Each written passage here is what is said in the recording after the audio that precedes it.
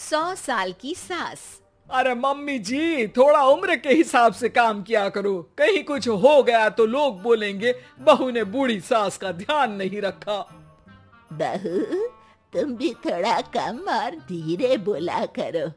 कहीं चिल्लाते हुए कभी कुछ हो गया तो वही लोग बोलेंगे 100 साल की सास भली चंगी बैठी है और बहू बेचारी चलती बनी। वैसे मम्मी जी, दादी बिल्कुल ठीक बोल रही हैं। हैं? क्या ठीक बोल रही है? वो जो कुछ भी बोले वो सास है, पर तुम क्यों बोल रही हो? बहू होकर सास से जुबान लड़ाओगी क्या? ऐसा बोलते हुए निर्मला को धसका उठ जाता है। कहा था ना, मत चिल्ला मत चिल्ला। तुझे बिना सास और बहू से जुबान लड़ाए बिना शांति नहीं मिलती। अरे माँ, दादी की बात सुन लिया करो, तुम्हारे भले के लिए बोलती है ना। अरे कोई भला नहीं, इन्हें बस मुझे परेशान और शो ऑफ करने का शौक है। हाँ। चल झूठी। इस परिवार में 3 पीढ़ी की औरतें रहती है, जिनका हर समय कोई ना कोई अलग ड्रामा चलता ही रहता है, जिससे और किसी का पता नहीं, लेकिन सूरज बहुत परेशान रहता है। माँ, पियाली और दादी, आप तीनों के पास एक दूसरे को सास बहू वाले ताने देने के अलावा कुछ काम हो या नहीं, पर मेरे पास जरूर है। इसीलिए पियाली, जरा लंच ले आओ, मुझे ऑफिस भी जाना होता है।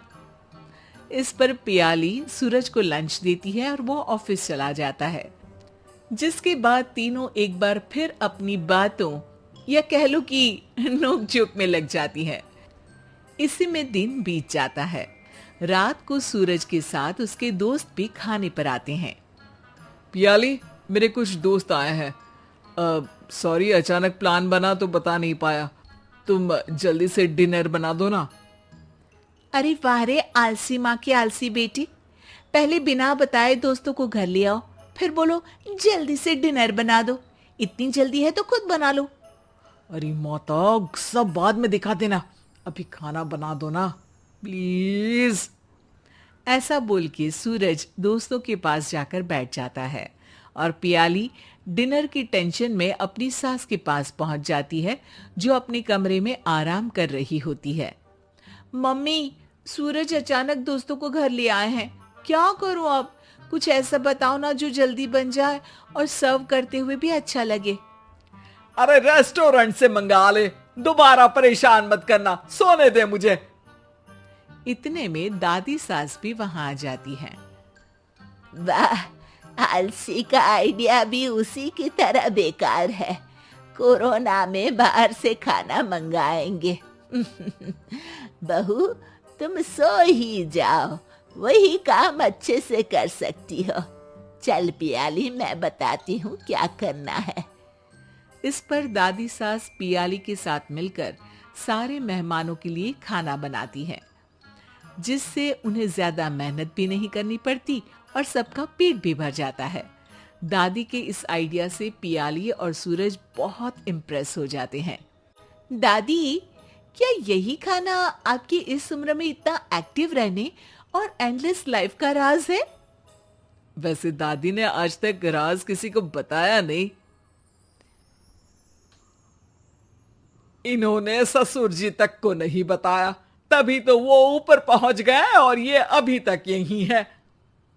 तेरी सास मेरे ऊपर पहुंचने का ही इंतजार कर रही है, पर इस आलसी का ये सपना पूरा नहीं होने वाला। क्यों जी, अमर होने का वरदान लेकर आई हो क्या?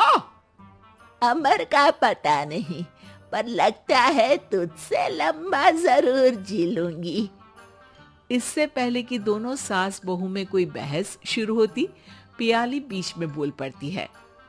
ठीक है, आप दोनों लड़ क्यों रही हैं? हम तो चाहते हैं कि आप दोनों हमारे साथ हमेशा रहें। पियाली की बातों पर दोनों शांत हो जाते हैं और उनकी लाइफ पहले जैसे चलने लगती है, जहां दादी सुबह जल्दी उठकर कुछ न कुछ काम करते हुए पूरा दिन बिताती है, तो वहीं निर्मला और पियाली लेट उठने से लेकर धीरे धीरे आलस में काम करना और जब मर्जी सो जाने से अपना दिन बिताती हैं। एक दिन निर्मला की सहेली उनके घर आती है। अरे क्यों रे निर्मला, कैसे चल रही है जिंदगी? सब बढ़िया, बस ये बुढ़िया ऊपर जाए तो ज्यादा अच्छा होगा। अरे ऐसा क्यों बोलती हो? तुम्हें तो उनसे सीखना चाहिए, वो बहुत फुर्तीली हैं। मैं उन्हें रोज मॉर्निंग वॉक करते हुए देखती हूँ, और वहीं तुम और तुम्हारी बहू है जिन्होंने शायद सुबह का सूरज आज तक देखा ही नहीं होगा। सहेली की बात सुनते ही निर्मला भड़क कर चिल्लाते हुए पियाली और अपनी सास को वहां बुलाती है, जिनके साथ सूरज भी वहां आ जाता है और ये सब देख सहेली वहां से चली जाती है। अरे सासू माँ, आपको हमसे क्या दिक्कत है? अब तो मेरी सहेलियां भी आपकी वजह से मुझे ताने देने लगी है। मम्मी जी, कुछ तो लोग कहेंगे, लोगों का काम है कहना, आप इग्नोर करो ना। अच्छा वैसे महारानी, वो तुम्हें भी वही सब बोल रही थी? है? मैंने क्या किया? अरे किलस क्यों रही हो? अब तो समझो और अपना लाइफस्टाइल सुधारो।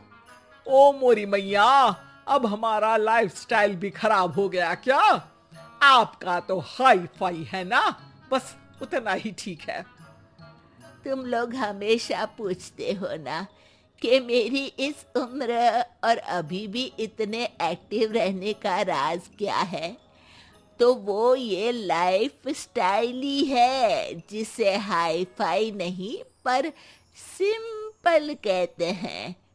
दादी, अब कहना क्या चाहती हो? यही कि मैंने अपनी जिंदगी में बहुत किताबें पढ़ी हैं, जिनमें एक किताब से मुझे ये समझ में आया कि हम कितने गलत तरीके से जिंदगी जीते हैं। उसी के बाद मैंने एक अच्छे जीवन के लिए इकिगाई रूल अपनाया, जिसका मकसद तो सिर्फ अच्छा जीवन जीना था। इतना लंबा कैसे जी गई, मुझे खुद अचंभा होता है। ओह, तो मतलब आप मुझे परेशान नहीं करती थी? वो तो आप करती हैं। वैसे ये इकिगाई क्या है? थोड़ी रिसर्च खुद भी कर लो आलसियों, सब मैं ही बता दूं क्या?